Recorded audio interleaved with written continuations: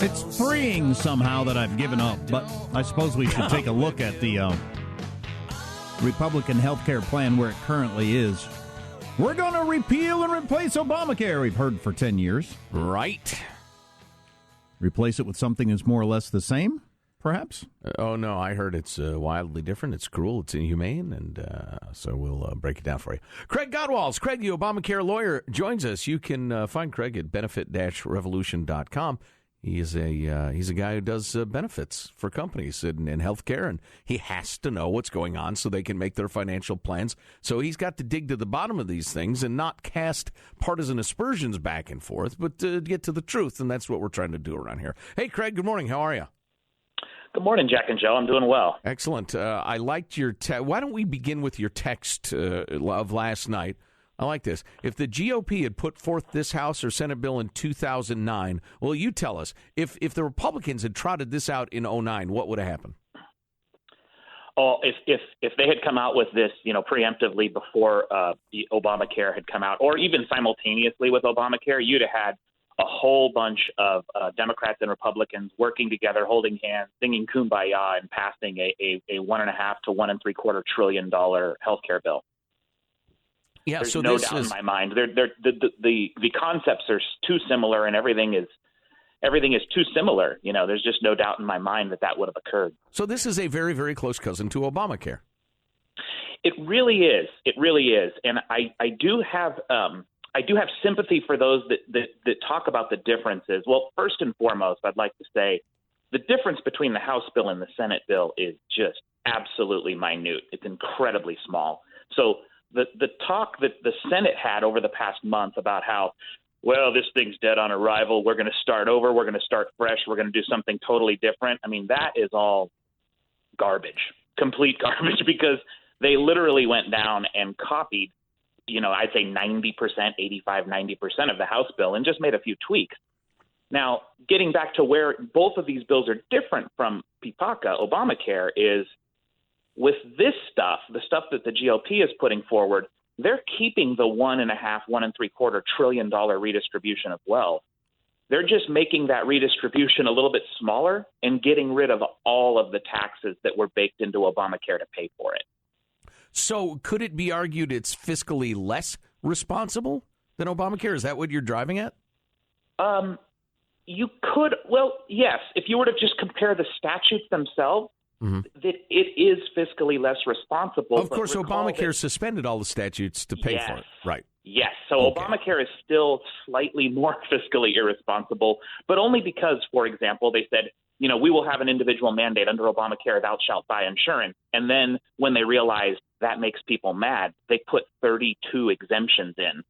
Well, the Senate bill at least is a little bit honest, because the one that just came out yesterday says you don't have to buy insurance. And you know what? We're not even going to have a penalty for those of you that don't buy insurance, which I think is one of the biggest flaws with this Senate bill as I reviewed it, because the House bill, remember, said, well, we're not going to penalize you if you don't buy insurance, but if you go without insurance for more than 3 months and then you want to buy insurance, you're going to have to pay a 30% penalty on that first year of premium. Well, the Senate bill does neither. It's at least honest. It says we're just going to let people game the system. So you could go without insurance, and then all of a sudden you get sick, and then just sign up for it and pay the same amount that anybody else would pay? Yes, and that. Well, then why would anybody carry insurance? That's not insurance, especially if you're, if you're footloose and fancy free. If you're like a 28-year-old with no kids, I don't know why you'd have insurance. You'd be fine until something huge happened, then you just sign up for insurance.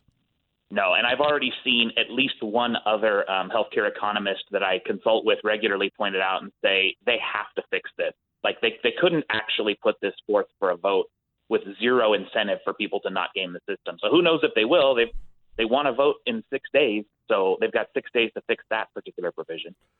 Listen, I'm going to ask you to keep this as simple as you can, just not only for reasons of comprehension, but entertainment value. What does it do to Medicaid? Because the Democrats are howling about that quite a bit. Yeah, I can keep that really simple. The Medicaid as it existed and under Obamacare had the ability to expand limitless over time. Just however many people need it, however they define, the threshold, the federal government's going to kick in and pay under the Obamacare expansion 90% of the cost of the Medicaid expansion. The House bill came in and said, well, we'll let that stand until 2020, but after 2020, we're going to put some reasonable curtailments on Medicaid. We're going to limit how much it can grow and how much money we give you, the states. They put some reins on it. And do you believe they will find fiscal responsibility in the future? Under the Senate bill, I think there's a decent chance that it could happen. Excuse me, I'm sorry. That's the House bill. I'm so sorry. That was the House bill did that. The Senate bill, the one that came out yesterday, said we're going to basically keep the Obamacare expansion through 2023, and starting in 2025, we'll put even greater reins on it than the House bill. And that's the one I just think it's really disingenuous. They're kicking it all the way out to 2025 when probably none of these people will be in office. And when it comes time to take benefits away from people in the low-income category, we know politicians probably won't do that. Well, I know you've got to, for your job, you've got to try to, predict how these things are going to go. There are already 4 Republicans that say they can't vote for this, and that they're going to vote in like 4 days. So what's going to happen?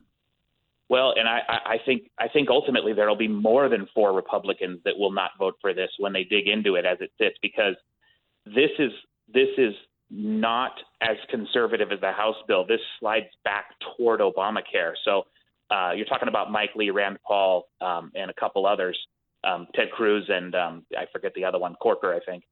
I John think Calhoun. They'll be joined. I think they'll be joined by others. I don't think they can vote for this. Okay, well then it doesn't pass. So then then what's going to happen?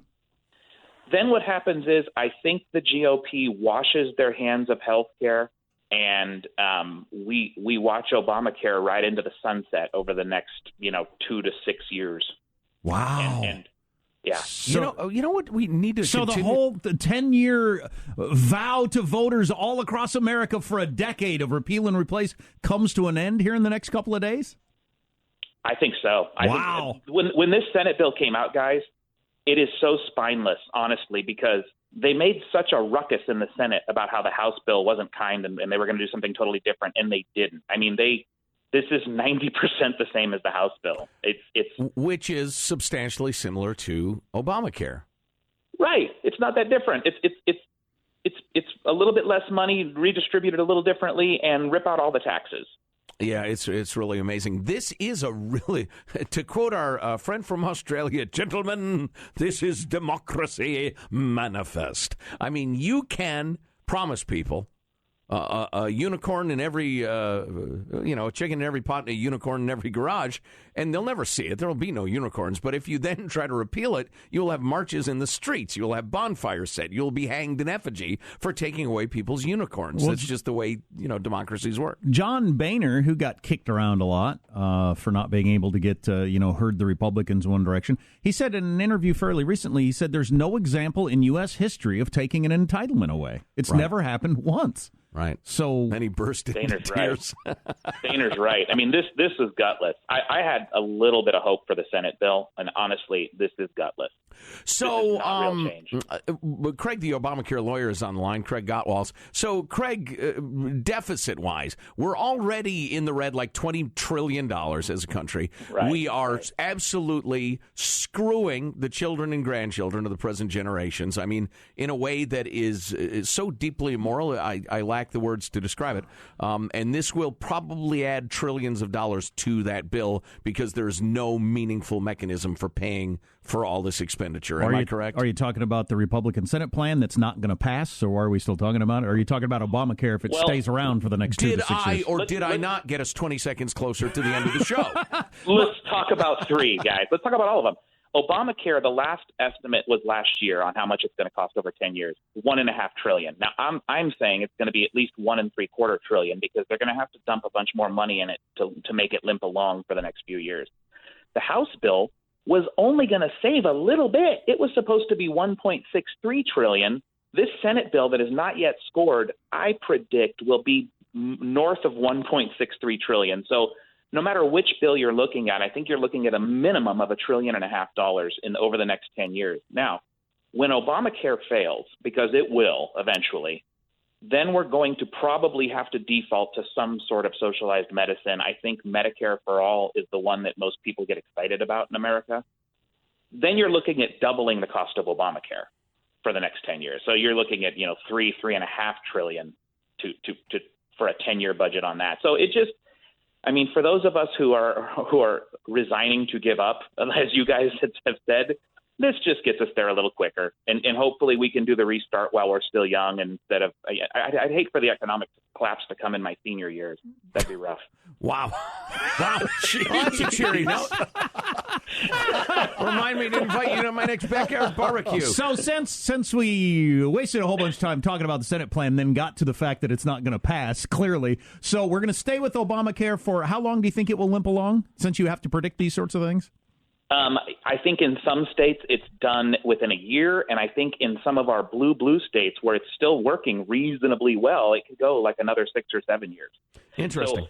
So see what that does, guys, is that actually the status quo is not horrible on a state-by-state basis, because your blue states, Obamacare is going to work pretty decently for a while.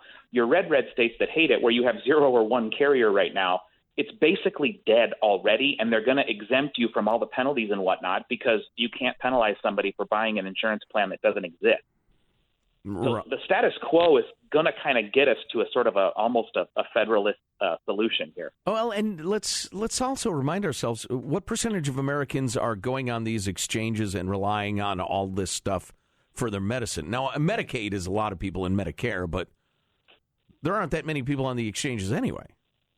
No. The people that are actually on the exchanges, that number is quite small in the grand scheme of things, because the people that are proponents of Obamacare like to say that because of Obamacare, 20 million more Americans have health care. Well, that's because they're counting the expansion of kids to 26. They're counting the expansion of Medicaid. They're counting all of the different things that go with Obamacare. Right.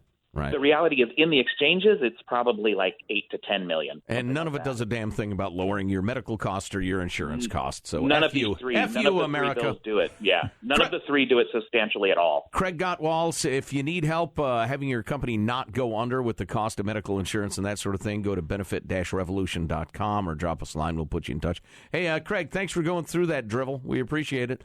Not your drivel, the drivel in the bill. Good to talk to you. Thanks, bub. Wow, so that's interesting if he's right. And I currently can't see politically how it would pass. You got 4 Republicans who are no's, and that's 2 more than you can have. You'd have to put some serious tweaks in to bring them over, which would almost certainly lose you your 3 or 4 most liberal Republican senators. Right. So it ain't going to pass. So then we're just going to say, the Republicans, according to Craig's guess is they're just going to say, okay, well, we tried. So that's that for Obamacare. Let's move on to try to do tax reform. And Obamacare just is going to keep on keeping on. I wonder what Nancy Pelosi thinks of this whole thing. I wonder if she has a prediction. Apparently not. I guess not. We went over this yesterday. If we're talking about health care, I want Nancy Pelosi. People will die. Thank you very much. That was lovely.